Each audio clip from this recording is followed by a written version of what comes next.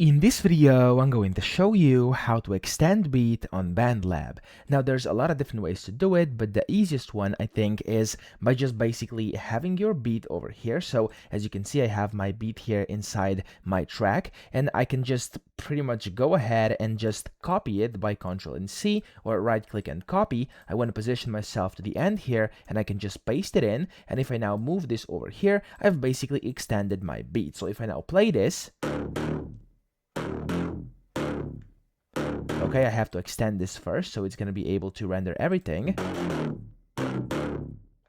There we go. As you can see, pretty much it was a seamless transition. Now we can go ahead and do this as many times as you wish. And then if you have like a lot of these, you could even like select all of them and then copy more of them at once and then just pretty much start stacking them. But if you have like a longer beat and you would only want to pretty much extend like a part of it, you could also do that. And the way is as follows. So if I delete this bit over here, you could go ahead and zoom in and then just basically cut out a part of it. So let's say I want this bit, I can now just copy it again, and the easiest way would be to just pretty much do it like this, as you can see here, and then just copy that part in, and you can go ahead and add it in here like that. You could also use an alternative, which is the slicing bit. So just position yourself anywhere you want, press S on your keyboard, or right click and slice. It's going to slice that part. Go to the second bit, press S again. You can then copy this part, and then you can press pretty much the undo button twice, so it goes back to normal. However, you still have the cutout bit copied. So